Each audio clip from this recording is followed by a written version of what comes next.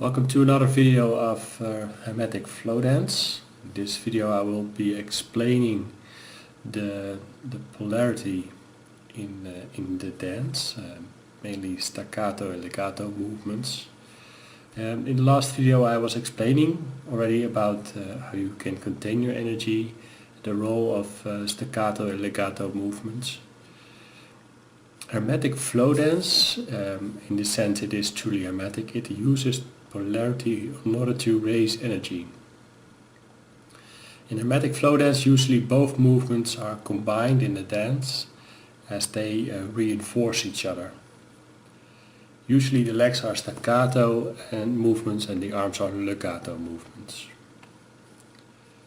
This polarity is actually one of the most important elements of the dance.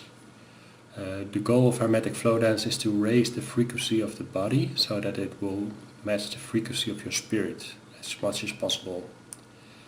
In order to do this, first your old and heavy energy of your body, like stress or tensions, need to be released, and they need to be transformed of a new energy with this higher frequency. For this, these two movements are needed. I will start to explain this combination with a short clip of how I dance.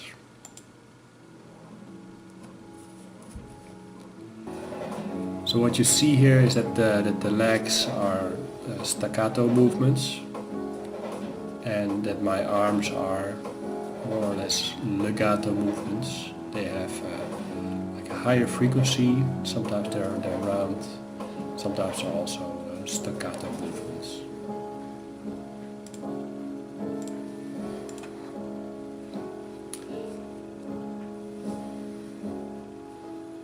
This dance is a dance in the moment, so at the same time you will have destruction of old energies and tensions and creation of new energies of the now. So the dance is a vehicle of transmutation of lower energies like stress into higher energies, such as creation and flow. I have been thinking a long time how to explain this. That the combination of these two different movements into one can best be described as the archetype of the crone at the spinning wheel. This is the archetypical image of the creatrix, of she who goes by many names. This is the symbol of the spider. She is the one who spins the web of creation, but also eats the web of creation afterwards in order to be able to recreate. The crone you see often in fairy tales, and they are able to predict the future, and also usually you see them at the start of the fairy tale. Sometimes you also see them also at the spinning wheel. A small clip from a movie, The Mist of Avalon, where one of the main people, Igraine, sees things and she uses the spinning wheel in order to get her visions. Igraine was still a follower of the old religion and secretly practiced its ancient magic. Her sister, my Aunt Morgause. Mother? Mother?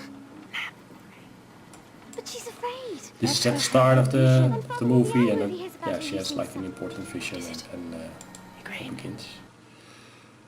But if you look closer at the spinning wheel movement itself, I have another clip of this.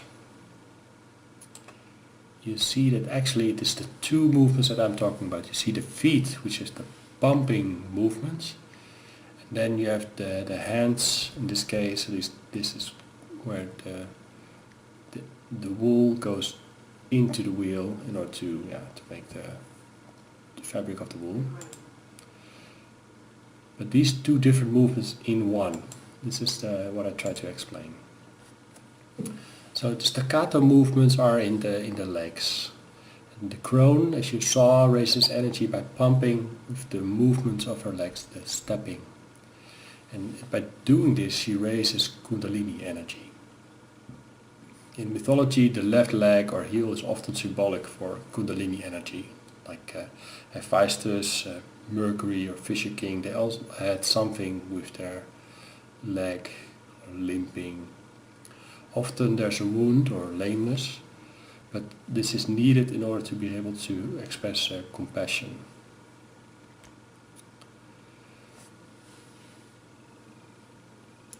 So the staccato movements, this is like transforming old energy, making old energy loose. So for me this is Shiva, the destructor. This is the one who dances on the body of ignorance. Stamping on the body of ignorance, he revives energy.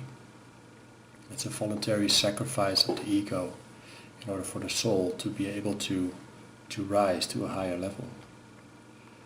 But on the other side, it also has to do with the image of death. In the Tot Tarot by Crowley, you see the imagery of the death dancing at the bottom of the sea.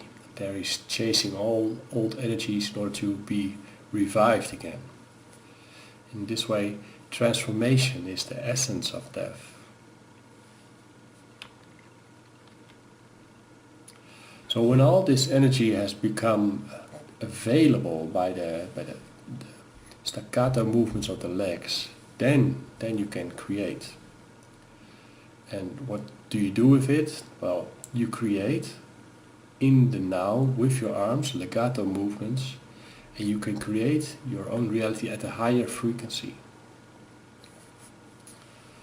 So legato in your arms is the creating of shaping of energy in the moment with the energy which had just been rejuvenated. And when we speak about Shiva, who's the destructor, who makes energy available, then here it is opportune to speak about Brahman, the one who is creating everything. And in this way, Hermetic Flow Dance is a little bit like a phoenix. In the dance, you die and you are reborn again. This is actually all I had to say about this topic. I hope it is clear. Next time I think I will speak more about different levels of polarities in the dance.